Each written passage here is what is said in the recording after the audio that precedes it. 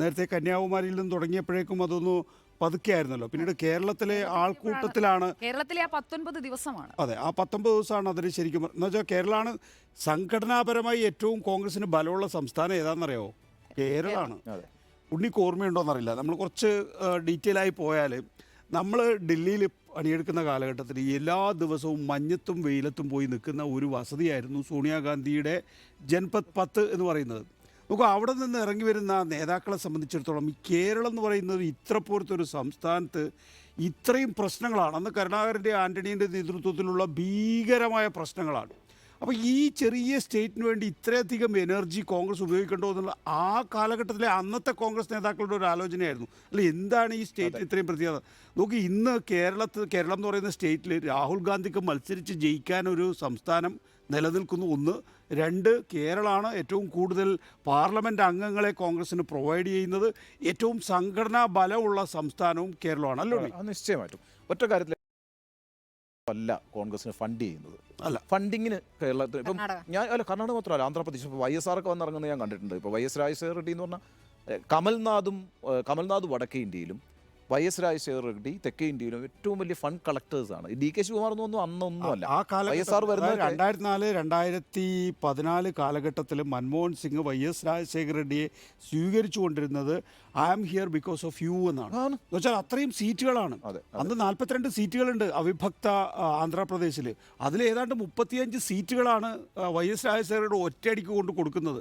മാത്രമല്ല, ഇവിടെ കേരളത്തിലെ പോലെയല്ല, ഉണ്ണി നേരത്തെ ചൂണ്ടിക്കാണിച്ച പോലെ ഫണ്ട് എന്ന് പറയുന്നത് അവിഭക്ത ആന്ധ്രാപ്രദേശിൽ വരുന്നത് ഇന്ത്യയെ മുഴുവൻ റൺ ചെയ്യാനുള്ള ഫണ്ടായിരുന്നു. അത് മാത്രമല്ല, YSR മരിക്കുന്ന സമയത്താണ് ഞാൻ ഒരു സമ്പൂർണ്ണ ക്യാബിനറ്റ് യോഗം റിപ്പോർട്ട് ചെയ്തിട്ടുള്ളത്. അതായത് ഒരു 100-120 മന്ത്രിമാരുണ്ടല്ലോ വെച്ചാൽ ക്യാബിനറ്റ് മന്ത്രിമാർ കൂടാതെ ഒരുപാട് സഹമന്ത്രിമാരുണ്ട്. മൻമോഹൻ സിംഗിൻ്റെ വീട്ടിൽ വലിയൊരു സമ്പൂർണ്ണ ക്യാബിനറ്റ് യോഗം കൂടിക്കൊണ്ടാണ് ആ വാർത്ത പ്രഖ്യാപിക്കുന്നതും അതിൻ്റെ അനുശോചനം രേഖപ്പെടുത്തുന്നതും. എനിക്ക് തോന്നുന്നില്ല അടുത്ത കാലത്തൊന്നും അത്ര സ്ട്രോങ് മാൻ ആയിരുന്നു YSR എന്ന് പറയുന്നത്. അതിൻ്റെ ഒരു തുടർച്ചയിൽ ഇപ്പം ജഗൻ റെഡ്ഡി ആന്ധ്രാപ്രദേശ് പിടിച്ച് കയ്യിൽ വെച്ചിരിക്കുന്നത് ഈ YSRൻ്റെ ആ ഒരു 3 ഭൂരിപക്ഷത്തിലേക്ക് ജഗൻ റെഡ്ഡി ഫസ്റ്റ് അസംബ്ലി ഇലക്ഷനിൽ ജയിക്കുകയാണ്. പക്ഷേ അവിടെ ഇപ്പോൾ കോൺഗ്രസ് തെലങ്കാന പിടിച്ചിരിക്കുന്നു, ശർമ്മളയെ കൊണ്ടുവന്ന് ആന്ധ്ര.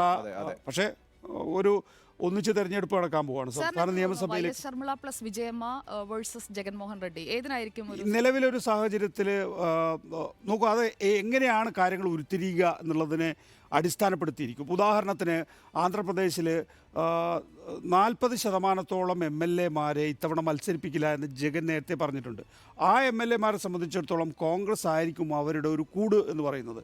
അപ്പോൾ അത് എന്ത് ഇമ്പാക്റ്റാണ് ഉണ്ടാക്കുക എന്നുള്ളതിനെ അടിസ്ഥാനപ്പെടുത്തി വെച്ചാൽ അത് വലിയ നിലയിൽ നോക്കൂ. നമ്മൾ എങ്ങനെയാണ് ആന്ധ്ര സംസ്ഥാനത്തെ കാണേണ്ടത്, ഇപ്പോഴത്തെ ആന്ധ്ര സംസ്ഥാനത്തെ കാണേണ്ടത്? അവിടെ ഉണ്ടായിരുന്ന എൻ ബ്ലോക്ക് കോൺഗ്രസ് YSRലേക്ക് മാറി. TDP അതുപോലെ നിൽക്കുന്നു. BJP ആ നിലയിൽ വന്നില്ല. കാരണം BJPക്ക് അവിടെ വളർച്ചയ്ക്കുള്ള സാധ്യത ഉണ്ടായിരുന്നെങ്കിൽ പോലും YSR കോൺഗ്രസിൽ നിന്നോ അല്ലെങ്കിൽ അവിടെ ഉണ്ടായിരുന്ന TDPയിൽ നിന്നോ ആരും BJPയിലേക്ക് പോകാൻ എന്ന് വെച്ചാൽ പ്രമുഖരാരും പോകാൻ തയ്യാറായില്ല. അതുകൊണ്ട് പോളറൈസ്ഡ് ആണ്. YSR TDP എന്ന നിലയിൽ പോളറൈസ്ഡ് ആണ്. ഇനിയിപ്പോൾ ഈ YSRൽ നിന്ന് പുറത്താക്കപ്പെടുന്ന എന്ന് വെച്ചാൽ സീറ്റ് നിഷേധിക്കപ്പെടുന്ന MLA-മാർ കോൺഗ്രസിലേക്ക് കൂടുമാറുന്നുണ്ടോ എന്നതിനെ അടിസ്ഥാനപ്പെടുത്തിയായിരിക്കും കോൺഗ്രസിൻ്റെ അവിടുത്തെ ഫോർച്യൂൺ എന്ന് പറയുന്നത്. പക്ഷേ അതിനുള്ള സാധ്യത വെറും 2-2.5 മാസമാണ് ഇനി ബാക്കിയുള്ളത്. ആ 2.5 മാസത്തിനുള്ളിൽ തെലങ്കാന 2% നിന്ന് വേണം നിങ്ങൾ ഉയരാൻ. അതെ. പക്ഷേ ഈ പറഞ്ഞ കർണാടക തെരഞ്ഞെടുപ്പ് എങ്ങനെയാണ് തെലങ്കാനയിലൊരു ഇമ്പാക്റ്റ് ഉണ്ടാക്കിയത് എന്നതുപോലെ തന്നെ തെലങ്കാന ഉറപ്പായിട്ടും ഒരു ഇമ്പാക്റ്റ് പിന്നെ ഇപ്പം ടേക്കൺ ഫോർ ഗ്രാൻഡഡ് അല്ല. അടുത്ത തെരഞ്ഞെടുപ്പ് എന്ന് പറയുന്നത് ഒരു കാരണവശാലും ജഗനെ സംബന്ധിച്ചിടത്തോളം ടേക്കൺ ഫോർ ഗ്രാൻഡഡ് അല്ല. ഇവിടുത്തെ ഒരു വലിയ പ്രശ്നം എന്ന് പറയുന്നത് നേരത്തെ നികേഷ് ചൂണ്ടിക്കാണിച്ചെന്നൊക്കെ ഈ TDP അപ്പുറത്ത് നിൽക്കുമ്പോൾ പോലും ചന്ദ്രബാബു നായിഡു നേരിടുന്ന കുറേ പ്രതിസന്ധികളുണ്ട്. ചന്ദ്രബാബു നായിഡു നേരെ അകത്തായിരുന്നല്ലോ. ഇപ്പം നമ്മൾ കർണാടകത്തിൽ നിന്ന് തെലങ്കാനയിൽ അവിടെ ഒരു പ്ലാറ്റ്ഫോം ഉണ്ടായിരുന്നു.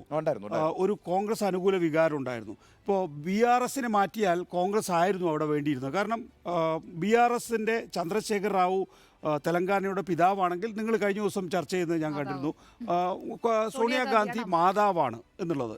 അതുകൊണ്ട് ആ പ്ലാറ്റ്ഫോം അവിടെ ഉണ്ടായിരുന്നു. ആന്ധ്രയിൽ അതില്ല. ആന്ധ്രയെ വിഭജിച്ച് കോൺഗ്രസ് ആ സംസ്ഥാനത്തിന് എല്ലാ കാലത്തേക്കുള്ള ഒരു കേടുപാട് വരുത്തി എന്നുള്ള വികാരം ഇപ്പോഴും ഉണ്ട്. അതുകൊണ്ടാണ് ആന്ധ്രയിൽ 2% കോൺഗ്രസ് കുപ്പുകുത്തിയത്. നമുക്ക് ദേശീയ രാഷ്ട്രീയം കുറച്ച് കാര്യമായിട്ട് എടുക്കേണ്ടി വരുമല്ലേ? തെരഞ്ഞെടുപ്പ് പ്രഖ്യാപനത്തിലേക്ക് ഇനി അധികമില്ല, ഒരു 4-5 ആഴ്ചയ്ക്കുള്ളിൽ ഇത് വരാൻ പോവുകയാണ്. ഫെബ്രുവരിയിൽ പ്രഖ്യാപിക്കും തെരഞ്ഞെടുപ്പിലേക്ക്. ജനുവരി 22 അയോധ്യ ഉദ്ഘാടനം ചെയ്ത് കഴിഞ്ഞാൽ 2 ആഴ്ചയ്ക്കുള്ളിൽ തെരഞ്ഞെടുപ്പ് പ്രഖ്യാപിക്കും. മാർച്ച് 5 കഴിഞ്ഞ തവണ. അതിനു മുമ്പ് മാർച്ച് 5 ഫെബ്രുവരിയിൽ തന്നെ അതിനു മുമ്പ് പക്ഷേ അതിനകത്തുള്ള ഞാൻ ഇക്കാര്യം ഒരു പ്രമുഖ കോൺഗ്രസ് നേതാവിനോട് ചോദിച്ചിരുന്നു. അപ്പോൾ അദ്ദേഹം പറഞ്ഞതെന്ന് വെച്ചാൽ ജനുവരി 22 എന്ന് വിചാരിച്ചാൽ തന്നെയും സാധാരണഗതിയിൽ തെരഞ്ഞെടുപ്പ് പ്രഖ്യാപിക്കുന്ന രീതിയിലുള്ള സമയം BJP എടുക്കും. കാരണം അതൊന്ന് കത്തി ആളണമെങ്കിൽ ഒരു മാസമെങ്കിലും മിനിമം വേണം. മാത്രമല്ല ഫെബ്രുവരിയിലാണ് ഈ ആളുകളെ എല്ലാം കൂട്ടത്തോടെ അവിടെ എത്തിക്കുന്നത്.